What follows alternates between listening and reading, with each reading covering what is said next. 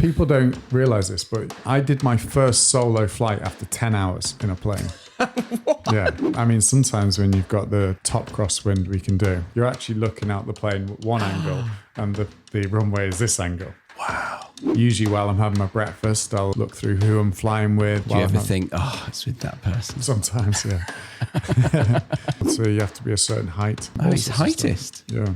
Well, you have to be able to touch the pedals. There's not a lot of people know it. You also do fly with your feet. Is it just like a car? The feet is how you go left and right. Hello and welcome to the British English Podcast. My name is Charlie, host of the show. And this show is all about helping you better understand British English whilst having culture-led conversations. And after befriending somebody who is a pilot and playing tennis with them and hearing about the anecdotes that come up as a pilot, I thought, I've got to get this guy on and give you some exposure to behind the scenes of a pilot. So yeah, that's what we're going to do today. And this is Mark, the pilot. Hello, Charlie. Thank you very much for taking the time away from your joystick, or what is the other one? Yerk. It's called a yoke. Yoke. Yes, the yoke. How are you today? I'm good. Thank you for inviting me on. I know you've been asking me when we've played tennis quite a few times, but every time you're beating me at tennis, so I've not really been keen to say yes, but yeah, finally. Yeah, I have beaten you every single time at tennis. It's been close, but yeah. So I wanted to know, firstly, how did you become interested in flying? Well, I wasn't one of these children that knows they want to be a pilot since they're 5 years old. That wasn't my story. I wasn't always dreaming of being a pilot. It was quite random and quite spontaneous how I became a pilot. Yeah. Okay. My background was in finance and economics. I did the degree in that, and then I worked for a bank for a couple of years. And basically, yeah, it wasn't satisfying me. It wasn't ticking all the boxes. I couldn't see myself sat behind a desk crunching numbers on Excel. Yeah. So yeah, I mean, I was looking at all sorts of different careers. Right. And then, yeah, one Christmas, one of my parents' friends is a pilot, and I ended up sat next to him in a pub in Christmas, and yeah, just started talking to him and asking him questions. And he was telling me about his life, and I was like, wow, that sounds pretty cool. And then 2 months later, I was on a course. 2 months later, that's quick. Do you think 2 months later from this conversation, I might be on a course? Maybe. You fancy it? I mean, it's a cool idea. I was going to come to it later, but it seems relevant. I think we talked about this whilst playing tennis once, the perception of piloting amongst general people. Would you argue that in the 60s, it was a bit more glamorous? 100%. I mean, anyone that's seen Catch Me If You Can, I mean, especially playing by Leonardo as well. It's quite glamorous in them days. I mean, I think Ryanair and Michael O'Leary, the CEO of Ryanair, have sort of spoilt that a little bit. But there are certain elements, yeah. Yeah? For sure. Yeah, so still glamorous. Not as much, but yeah. Yeah. What age were you at that point? So I think I was probably around 22, 23. Yeah. Quick pause before we carry on. I don't know your exact level of English, but in this conversation, you've probably already heard a few intermediate to advanced expressions, and there are plenty more sneaking in as we go. Now, I could stop and explain each one, but that would absolutely kill the flow of the conversation, and we don't want that, right? So instead, I've created a free PDF that goes with this episode. It breaks down the key vocabulary, gives you clear meanings, natural examples, collocations, and a few cheeky quizzes to help it actually stick. If you want it, just scan the QR code on screen right now, or click the link in the description, show notes, or comments section. And that link will take you to this screen that video podcast viewers can see right now. Fill in your name and email, and that will get sent straight to your email inbox. So if you take a couple of minutes to use that PDF with this lesson, then you will likely 3x your learning today. All right, let's get back to it. Okay, 22, 23. 22, 23. Yeah. And then that sparked the idea. And then I don't know if you know how you become a pilot, I imagine it's very difficult. but basically in the UK anyway, for sure, there's basically two ways. So you can either just go to your local air club and you can sort of build up hours. Right. And then basically once you've got enough hours, you keep sitting more tests and you can basically sit your commercial license, and then potentially you will have a commercial pilot's license. Okay. How many years are we talking there? I mean, that's the thing, especially with the weather in the UK, this could take like 5-6 years. Wow. So How long did it take you? I basically went to one of these schools, which effectively is like a university for flying. Right. And they take you from zero, as in never been in a plane before, to working for an airline in 18 months. So yeah, it's pretty quick. That's incredibly quick. Yeah. So it's like... That sounds a bit dangerous. Have you seen these, like the intense law conversion courses you can do? So you can do basically... Yeah, you I've can heard become a of them. lawyer without doing a law degree, effectively. Okay. So yeah, these courses basically if you get in them, they have the connections with the airlines, which is kind of cool. And they are full on, and you're basically going with the reputation of the school. So they're quite difficult to get into. Yeah. But basically if you do get into one of these schools, which there's about 2 or 3, you're pretty much guaranteed a job in the UK with an airline. And how you get into those schools, is that based on tests? So yeah, you have to do quite a lot of tests. They're called aptitude tests. So they're basically not altitude. Not altitude, aptitude. So it's basically testing your aptitude to do certain skills which you would need as a pilot. And how apt were you? Well, I got on the course anyway. I'm not sure about that. But yeah, so you might have to do like 3 things at once and stuff like that. Right. So you'd have to like fly the joystick or the thing on a joystick. You'd have to fly a plane on a joystick while doing mental arithmetic and while doing a third thing at the same time as well. Juggling? Possibly. Are you good at juggling? I can juggle, yeah.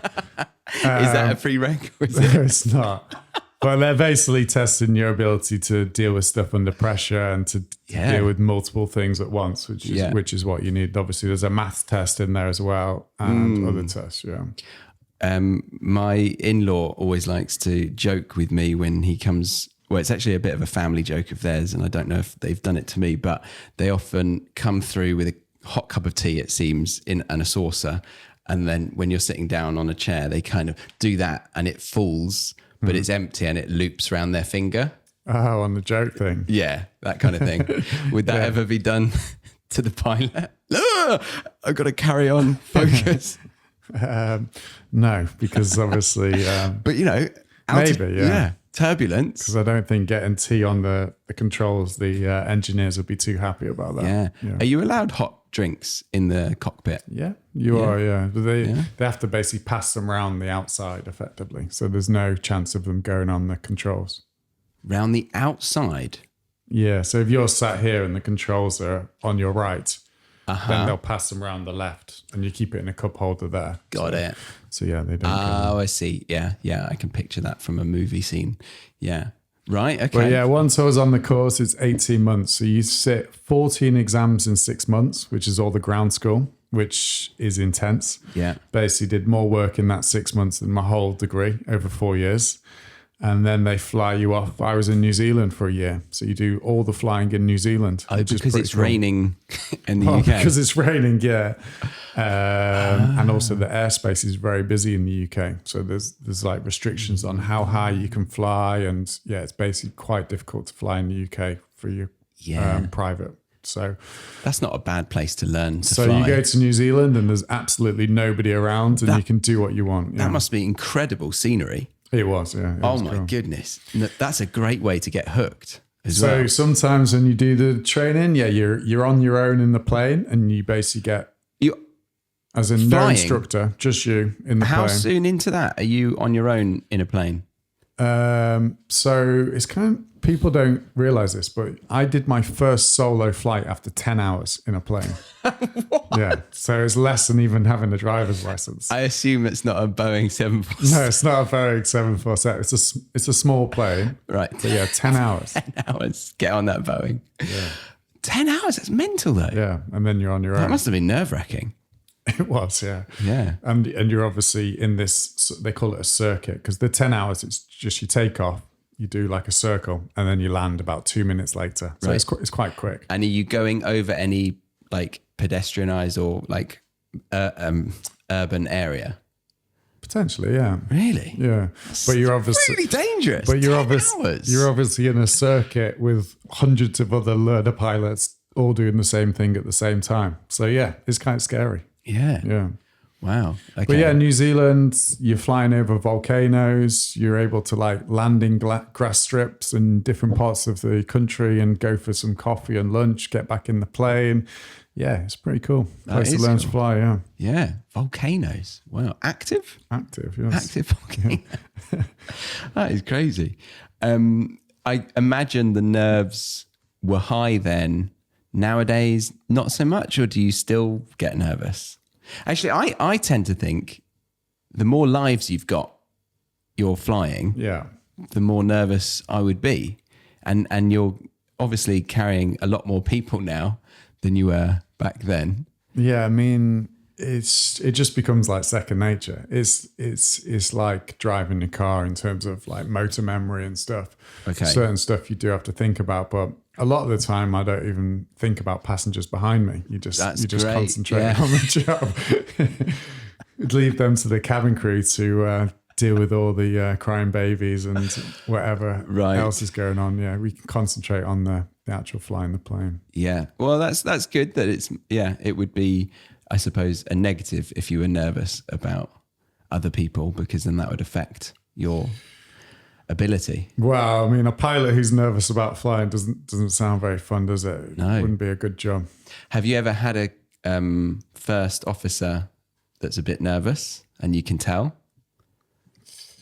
And just to be clear, so how long do you go in as first officer, and then how long after pilot? So there's no set time, Right.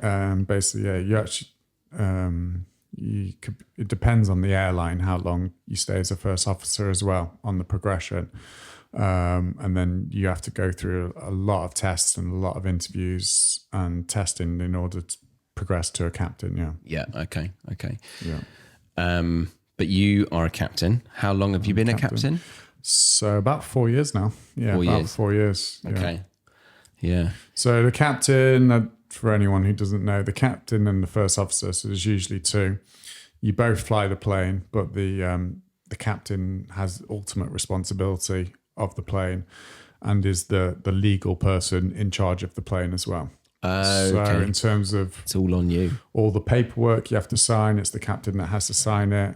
In terms of being in charge of the cabin crew, in charge of the ground crew, everything is So goes down. you've got to sign documents before the flight. Many documents, yeah. In terms of yeah. Can you talk me through the pre-flight kind of experience? Let's start from when you wake up. How early would you wake up for like a 9 a.m. flight? How early do I wake up? For a normal time flight? So usually, yeah, just use your wake up routine, have a coffee, have your breakfast, and then basically we now have iPads which you can basically load all the information of the flight from the day on the iPad. So Okay. usually while I'm having my breakfast, I'll look through the weather of where I'm going through, look through what the plane is, look through who I'm flying with, all the sort of stuff for that day. Do you ever think, oh, it's with that person? Sometimes, yeah. But that is also a thing people probably don't realize as well. From working at Gatwick, there's hundreds of pilots. So it's pretty much like Groundhog Day every day. And you'll be working with someone that you've never met before in your life. Yeah. Most flights? Most flights, yeah. Oh, goodness. It's rare that I've even seen the person before, which is, yeah. And obviously I'm sat next to them every day. You have to speak to them all day. And yeah, you're basically trained So to set procedures so you can pretty much work with anyone, and I know what he's going to do and he knows what I'm going to do or she's going to do. Yeah. Yeah. And do you ever have banter? Of course, yeah. Yeah. Especially if they do a bad landing or something. Yeah. Oh, that was a public service announcement. So yeah, read the flight plans, drive into work, and then we have to get to the aircraft about an hour before the flight. An hour before the flight. Yeah. And you were telling me something about, because I asked, what if the pilot is sick? What happens then? Is there a pilot on standby? So yeah, that's true. You already Yeah. know. Yeah. So we have what's called standby. So there's actually two types of standby. There's one, which I do sometimes, which is home standby. So you just can be at home, but you have to have your phone on. And if they need you, they call you. Right. And they have to give you an hour and a half minimum to get there. Okay. Bit tricky. Like you can't have a shower, could you? Of course you can have Could a you shower. have a shower? Yeah. Yes. As long as you don't live over an hour and a half away. Right. Okay. So you can do your normal life, but just have your phone with you at all times. Yeah, which is kind of cool. So you get paid to just have your phone on. Yeah, that's good. Frequency of being called on that kind of thing would be... A lot of it for my airline depends on what time of year. So the summer is massively more busy for us. And Right. obviously the winter, the flights is a lot less. So there's much more chance of not being called in the winter. Mm-hmm. And then, the other option is airport standby. So they actually have people in uniform at the airport. They'll have like big rooms full of sofas and TVs and chill rooms. And they'll be sat there. And basically, if a pilot or even cabin crew is late, maybe they got a flat tire on the way, or maybe so many possibilities. anything. They're just a human, Exactly. which is what I've just realised after beating you at tennis. How many times are we going to hear that on this podcast? I've beat a pilot at tennis. So they have people, at the airport in Yeah. these rooms, and then if they're late or something, they have people that are ready to go. Yeah. So they have two types. One is like if someone calls sick the night before, and they have over an hour and a half time, and then the other one, despite many people thinking that airlines make the flights delayed on purpose or they're just always delayed, rest assured that airlines are trying to make everything, and they have backups on everything to try and make it go on time. I never thought that, but I can imagine people do think that, and you've obviously heard that, to think that or to say that.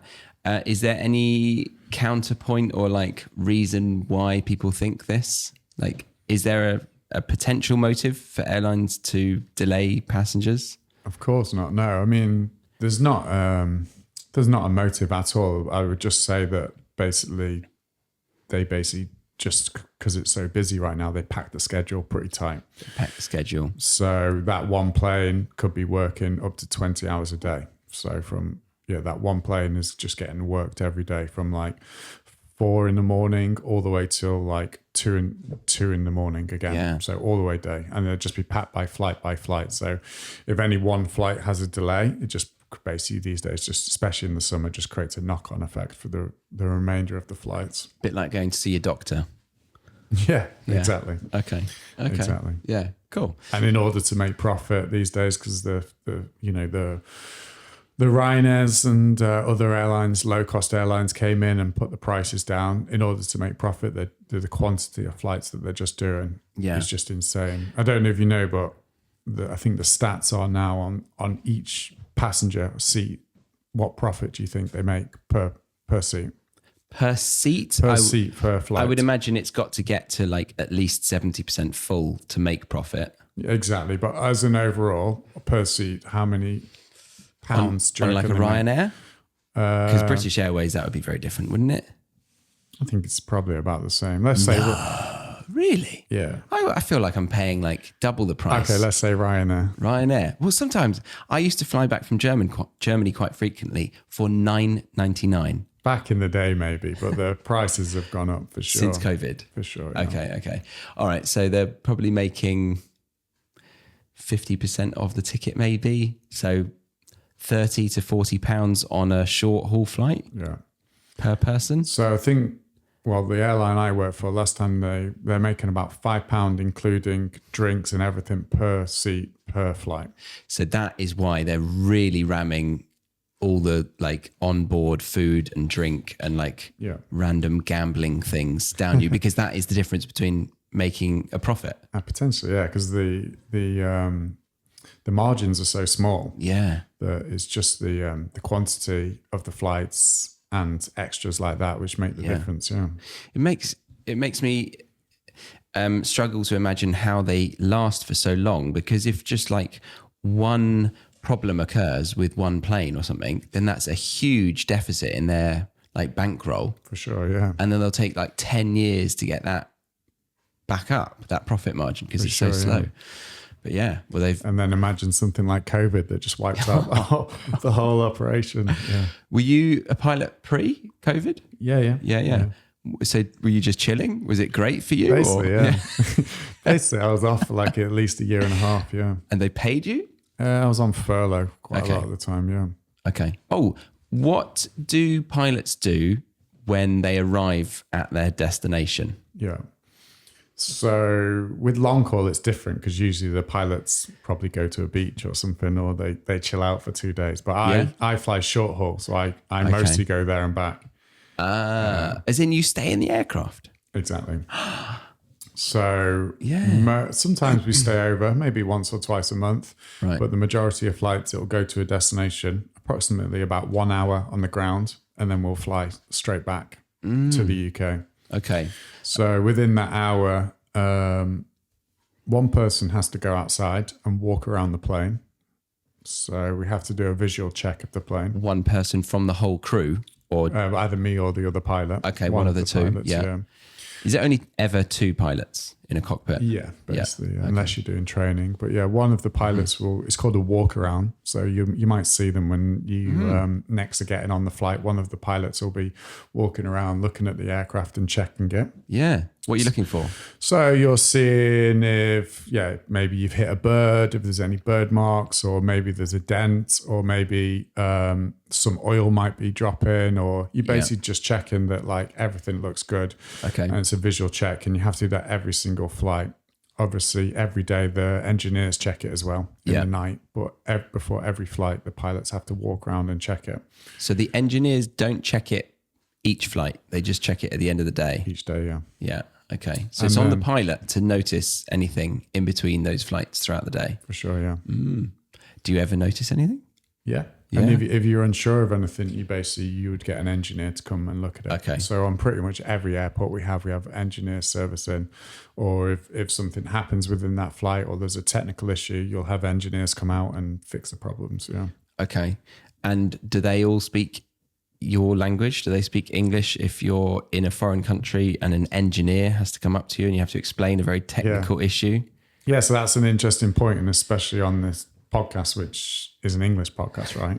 So aviation is industry where you have to basically be English speaking anywhere in the world. And that's for air traffic control, that's for services on the ground, that's for pilots, that's for everything. Wow. So yeah, if we fly, sometimes we might fly to Morocco, or sometimes we might fly to Russia. We used to go to Russia or anywhere, basically, Greece. Yeah. Basically, the air traffic control, the ground handling, the engineers, they all have to speak English. Speak English. Yeah. And to a level that you are easily able to communicate with them. Well, I think it's probably meant to be I don't know, is it like a level 5? I'm not too sure. I'm sure they have to pass tests to get the job. Okay. But I think the English levels definitely vary by country. Right. I normally do like A1, A2, B1, B2, C1, C2, the European framework in English, but that's probably like an aviation level 5. I don't know. Probably, yeah. Have you ever heard what I just said? I've not heard of that, Okay. no. So level 5. Okay. Do you know what it goes up to? No, pass. Yeah. But they do need to be proficient in English. For example, if I'm in Morocco and we have a problem with the aircraft where I need to get an engineer on, let's say for example, a baby's been sick all over the seat. Nice. And it's all over the seat. And then obviously we're coming back in an hour, so and the flight's full because my airline sold every single ticket. So basically, we need to get that seat replaced. So that's an engineer job. Oh, of course. Yeah. Yeah. You're not just going to clean it. You're going to take the seat out. Well, it depends on depends on how much sick. But yeah, sometimes. Does it depend on the class? No, not on my airline. No, but it does depend on like how soiled, we call it soiled. That is a technical term. Is there a level of soiled? Yes, there is a level of soiled. Yeah. Yes, it depends. But if we need to replace a seat, then I need to be able to communicate with the engineer about what we need. Okay. So I'm obviously, sorry, that's fully soiled seat in 2A. Can we get a fully soiled seat replaced? Would fully soiled be the word?